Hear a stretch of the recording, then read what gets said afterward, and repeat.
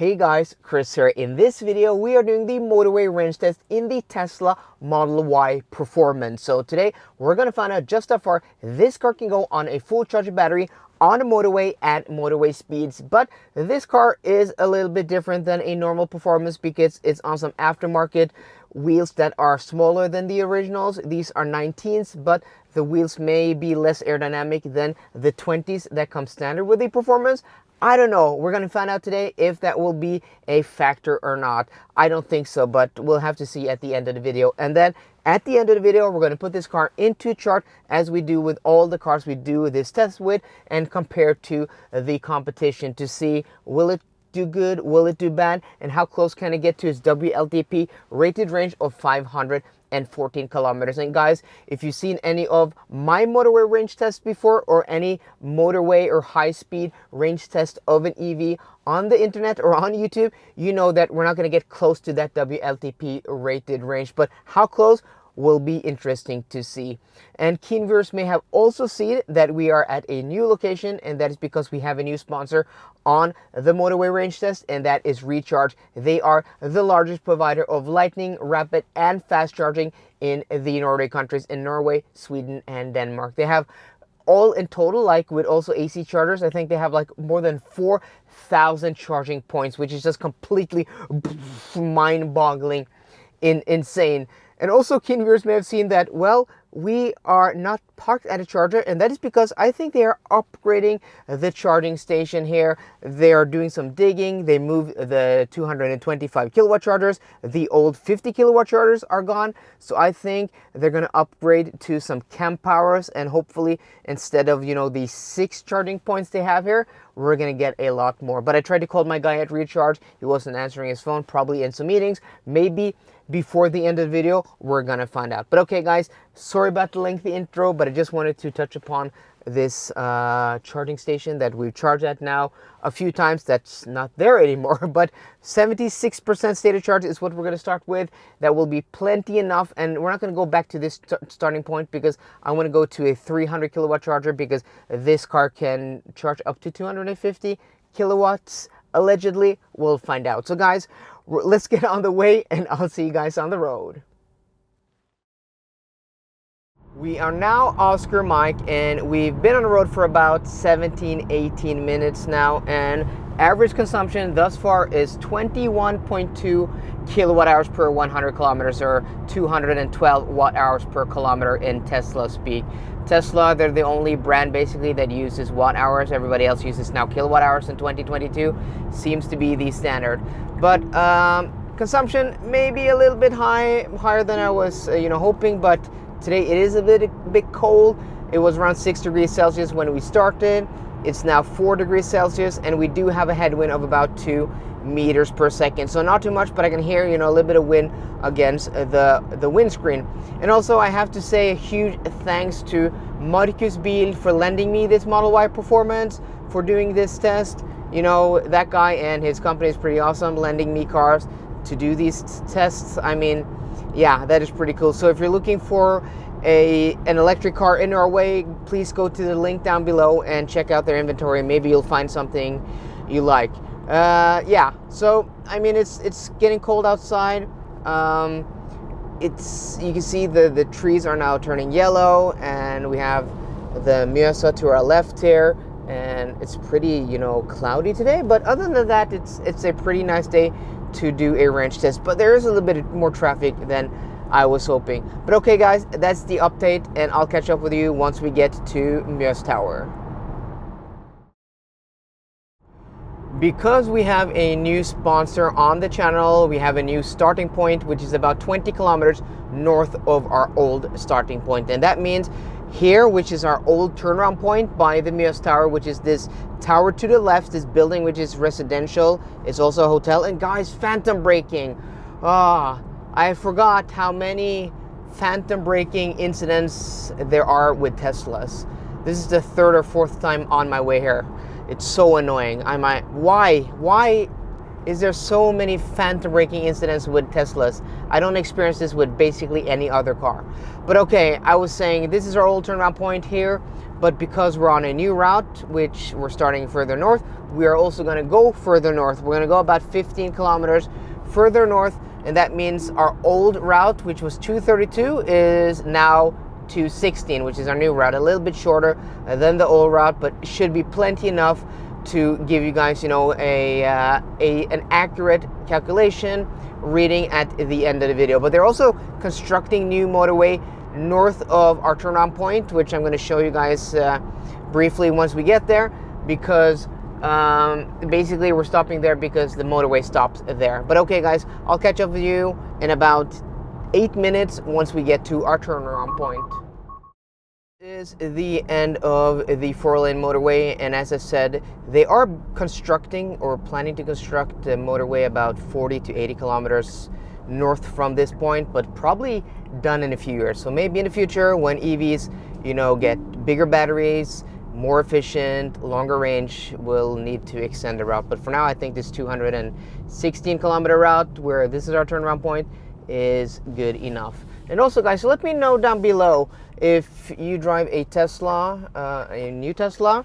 Why is the before we had, you know, the consumption on this part of the screen, but even doesn't matter what I do, it's just not there. You could like swipe and you could have a small box here where it would show you the consumption. But now you have to go into the menu, and this is the trip A.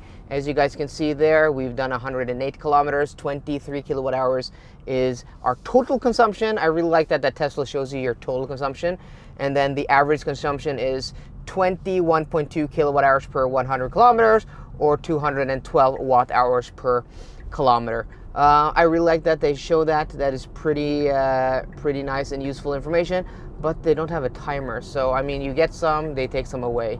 But okay, we're now headed back towards Oslo now, back to our charging, to our, where we're gonna charge, our endpoint. And it's a bit cold today, guys. 2 degrees Celsius now. Yeah, and the phantom braking. Look at this phantom braking. Come on, it says 110 kilometer an hour zone. I set the cruise control to 110, but it's still just braking. I mean, since I last updated you guys at the Mjøs Tower, we've had 3 incidents of phantom braking. So in total, maybe like 10 incidences on our way from Gardermoen and then here. It's super annoying. Let me know if you experience, you know, phantom braking on your commute, if you go to your cabin, if you experience it, if you just go on trips, you know, from city to city. Do you experience frequent phantom braking? Because for me, that is almost a deal breaker. That is so darn annoying. It just takes away from the driving experience where the car just suddenly slams on the brakes.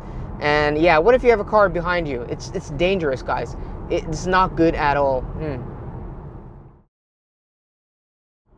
Okay, we are now back at our start point, or our exit here, exit 51. We will exit the motorway here, and then we'll take a right immediately here to go to the Esso, and then take another right to go to the actual chargers. We'll stop over here. We won't be able to, you know, charge here today because they are, you know, rebuilding the station. And of course, I did get a message from my guy at Recharge, and what they're doing now. So before, as I said, they had these 2 Alpatronic chargers here. We're going to stop the timer here also. These 2 Alpatronic chargers, which, you know, split 225 kilowatts between 2 connectors, and then they had 2 50 kilowatt chargers. So now they're going to replace those 2 50 kilowatts with 2 additional Alpatronic hyperchargers. So we're going to have a total of 4 of these delivering 225 kilowatts each, but you can split the charge between 2 of them and 75 kilowatt modules. So if you're connected 2 cars, you'll either get, you know, 1 or 2 modules, one for 75 kilowatts, or the other one, 2 other ones, 150 kilowatts. So that's going to be pretty nice. But okay, guys, let's take a look at the consumption. 21.4 kilowatt hours per 100 kilometers, or 214 watt hours per kilometer. 215 kilometers covered and 46 kilowatts in total energy usage. We are right back here with 12% state of charge. We started with 76. And also the timer, 1 hour and 51 minutes. We're now at the recharge charger in Alnabru I wanted to go to. We're connected with 3% state of charge. So behind me here, guys, you can see that is an Alpatronic hypercharger that has 300 kilowatts of maximum charging speed. And are we charging now?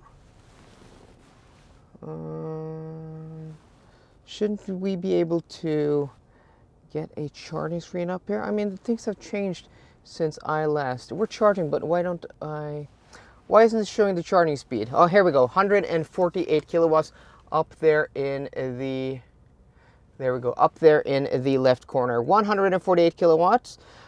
So as I said, this is a 300 kilowatt charger. There's a Jaguar I-Pace charging here on the other side, but this has 475 kilowatt modules, and that I-Pace was charging at 61 kilowatts. So it's only using one module, but if it was charging faster, it may have been occupying 2 modules earlier, and we may not be able to have access to that last module. So it's a little bit hard. I wanted to go to this charger because this is a 300 kilowatt charger, because I do think this car should be able to peak at around 250. But again, I mean, that's a claim with the Model Y and also the Model 3, but I haven't been able to reach anything close to those speeds in a Model Y or in a Model 3 the past 2 years I've been testing these cars. Again, we're at 148 kilowatts. If we would have access to 2 modules, wouldn't we be charging at 150? I mean, doesn't that make sense? Not 148, but 150. So that, with my logic there, if we have access to 3 modules or 2 modules, it's still 148 kilowatts. If we only had access to 2 modules and the car wasn't the bottleneck, we would have been charging at 150 kilowatts. But I mean, we're at 9%. It may increase that speed, but if it starts to drop now down to 145, 140, yeah, it's the car that's the limit and not the charger. And again, we were at a very low state of charge. It is cold outside, 5 degrees Celsius today, and we don't navigate to the charger, or I don't know if you can do that with a non-supercharger, but we don't do that in this test because we don't want to increase the consumption. We want to give you guys a real world situation after you've been on the road for a few hours, not preheating the battery. Before we end today's video, let's take a look at the battery pack size, the consumption, and then calculate the theoretical range. So according to Tesla, the net battery capacity of this Model Y Performance is, yeah, your guess is almost as good as my guess, is almost as good as the next guy's guess, because Tesla doesn't tend to give out that information, and they also tend to just switch battery suppliers mid-model year, just switch battery packs, the different sizes, and it's not before people get delivered cars and they connect, you know, OBD devices and read out the data that people really know the battery pack size. So this can just suddenly change. And it's kind of annoying because every time I get into a Tesla, it's kind of a guessing game. So Tesla, why aren't you more transparent with the battery pack sizes you have in your cars? It's pretty annoying. But okay, according to what I was able to find out on the internet, since this is a brand new car, it has less than 1,000 kilometers on it, it's from the Gigafactory in Berlin, and it is a Model Y Performance, most likely the net battery capacity of this car is 75 kilowatt hours from what I was able to find. So that number is just as reliable as the information out there on the internet. It may be wrong, but I'm pretty sure that is correct. Because when I do the calculations, you know, the consumption calculations, the total energy consumption, and then, you know, you run the numbers 0 to 100%, and then you subtract heat loss, it works out to around 75 kilowatt hours. So I'm pretty sure that is the number. But I also found some articles online telling us that cars delivered after September now, and this may be a September built car since it's the end of October, those cars now allegedly have 81 kilowatt hours of net battery capacity. I don't know. It's kind of a mess, but I'm pretty sure this car has 75 kilowatt hours of net battery capacity, so that's what we're going to use as a basis for this test. But if you have any information out there, a link to, you know, maybe an overview of reliable information, please be sure to drop that in the comment section down below, because that will be helpful for people watching this video. But if we take that number, 75 kilowatt hours divided by today's consumption, 21.4 kilowatt hours per 100 kilometers, and then subtract about 3% in heat loss, we get a theoretical range under today's conditions of 340 kilometers, which is pretty darn good. If you look at you know, the range I got with the Model Y long range last year on 18-inch wheels, this is on 19-inch wheels, both cars on aftermarket wheels. That is only about 6 kilometers shy of that car. Yes, this has a bigger battery pack, but it also has a little bit higher consumption, but it was much colder during today's test, between 2 and 6 degrees Celsius. So considering all that, getting this range with the performance version on some aftermarket 19-inch wheels, you may get less, you know, on factory 20s. That is pretty darn good. I mean, that is really good range actually out of a body shape that is like this. So that is actually quite impressive. And, you know, if there's somewhere Tesla keeps, you know, impressing me, is their low consumption. I mean, that consumption isn't much higher than we had with the Cupra Born 58 last week, which is a much smaller car, and also that was done under, you know, warmer conditions. I'm pretty sure if it was, you know, that cold when I did that test today, the consumption would have been much closer. So, you know, Tesla keeps on delivering the most efficient cars in their class, and that is pretty impressive. But what's not impressive, what I really didn't like today, is the 30+ times I had phantom braking on the 216 kilometer route, which is just outright annoying. It's not everywhere.